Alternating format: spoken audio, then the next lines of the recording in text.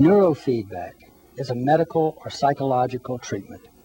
It's actually a training program designed to train the brain to make more effective, more functional brainwaves.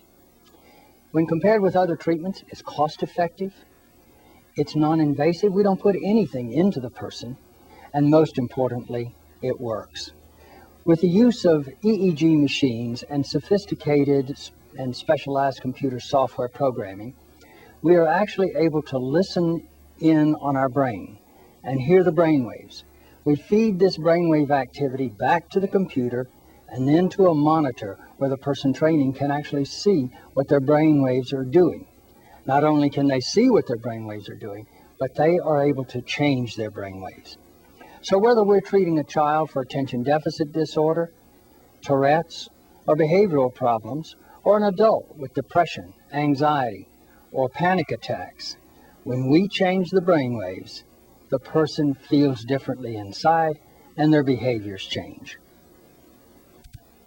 These little sensors are just like little stethoscopes. They're actually listening to the brainwaves and reporting the information they hear back to the computer. We put nothing into the brain, we're only listening to brainwave activity with these little sensors. These little sensor cups are stuck to the scalp with an easy-to-remove electrode paste. We simply fill the cup with electrode paste, press it against the scalp, and the person is hooked up. As you can see, it only takes a second to attach it, or seconds to remove it and clean it up. After the training session starts, the therapist monitors the running brainwave activity on a separate computer. This way, the therapist can adjust the reward levels so as to maximize the brain's learning during each training session.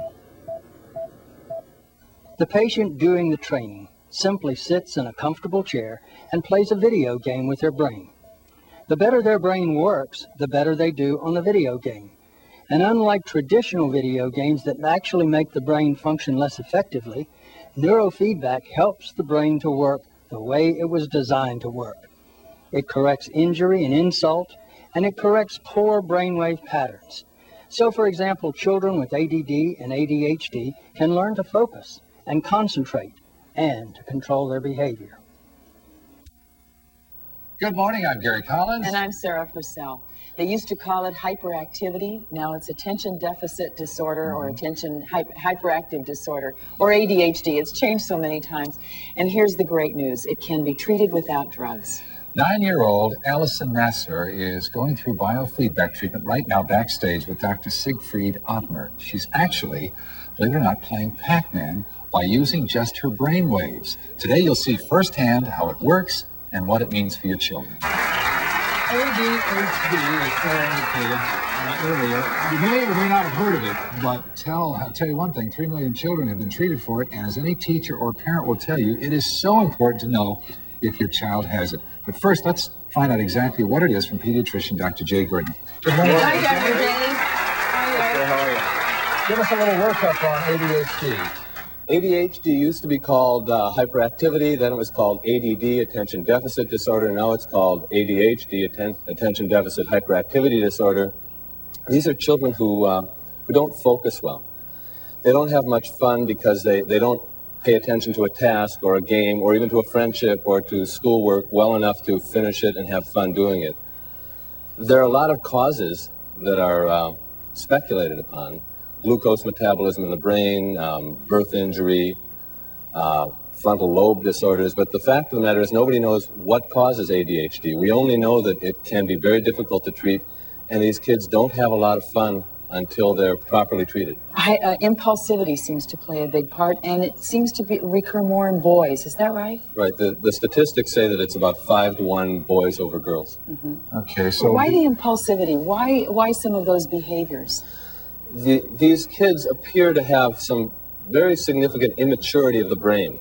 You see a lot of 5- and 6-year-olds who are just as impulsive and danger-seeking as 2- and 3-year-olds. Mm-hmm. And nobody's quite sure whether or not the brain would mature over the next decade or whether they're always going to stay this way. But when it's diagnosed, treatment is instituted and these kids calm down, and like I said, their lives often just turn around.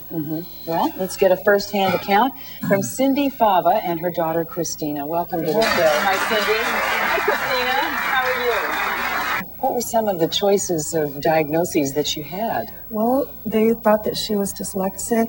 They thought that one time a teacher told us she was just lazy. So we tried dealing with that. That didn't work. So then finally, they suggested vision therapy. And that's where we first started going into, we found an educational therapist, and she had Christina professionally tested. And after she was professionally tested, he suggested that we put her on Ritalin. Well, we don't really know that much about it, but we knew we didn't want her on a medication for the rest of her life. We were worried about that. So our educational therapist suggested that we try biofeedback because it was something different than medication and we should give it a try. And we did. Well, and Christina's been fairly successfully treated. What do you think about this biofeedback business versus the Ritalin and the other drugs that are being used? I'm trying very hard to be skeptical. We talked before the show, and he says, I'm trying not to like this. It looks very, very good. It's really close to mainstream medicine. We've been using biofeedback in medicine for decades. And what Dr. Ottmer and others have done is to take this a step further and to show children that they can control their brainwaves and they can focus better. I happen to like it. Just off our set in a dressing room are Dr. Siegfried Othmar, who developed the biofeedback. The mouth isn't working. They could help you with Maybe that. They could help me with it. Shall we start over? Yes. Well, Okay, Dr. who's Othmar backstage? developed the biofeedback machine, and 9-year-old Allison Nesur, who is currently undergoing the biofeedback treatment for ADHD. Yeah, now Allison, You're by the way, saying is behind a one-way.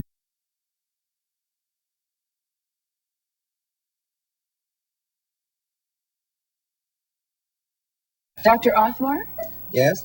You developed this machine, as I understand it, for use for your son who had epilepsy. How does it work for children with ADHD? Well, it's very similar in its use for ADHD as for epilepsy.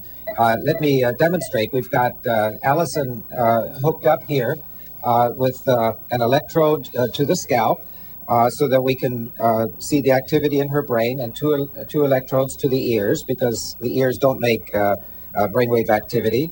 And that information is sent over here to the computer where we see what's going on in her brain right now. Children with attention deficit disorder make more of this low-frequency activity, which is what we extract here from this live signal. We also extract intermediate and high-frequency activity, and we use that information to give back to Allison in order to teach her to train her own brain in order to concentrate and be more alert. So what we're talking about here is a kind of a mental exercise for the brain. And what Allison is doing is just watching Pac-Man here, trying to make it go fast and be bright. And when her brain is focusing better and attending better and more alert and more awake, then Pac-Man is happy and moves. So, Doctor, I can't believe it. She's not using a joystick. For No, those of you at home, it's she's doing this not. only with her mind. so Doctor, she is actually making the Pac-Man move fast or slow and light or dim at will? At will. Her brain is really controlling this, the speed of Pac-Man. There's no touchpad or a joystick. And so it is a kind of a mental exercise. She keeps, by doing this over a number of sessions, her brain gradually learns how to do the task better. And then we make it harder for her as she gets better, and keep presenting with her with this challenge to her brain. How many treatments are required, or is this an ongoing process? Well, it's an ongoing training in the sense that you get better the more you do it, as with other skills. But typically, for a case of attention deficit disorder, we talk in terms of a minimum of 20 sessions, and then we retest, and then some children go on to 40 sessions, and some really stubborn cases go on for more sessions. But by and large, the parents are paying for this. They make the judgment, too, as to how far they want to go with it. How is Allison doing, Dr. Othmar? Well, we tend not to make a judgment as early as 6 sessions. Allison is motivated to do this, and it's starting to help. We're starting to see some indications of it doing some good. But it's too early to really make a judgment with Allison.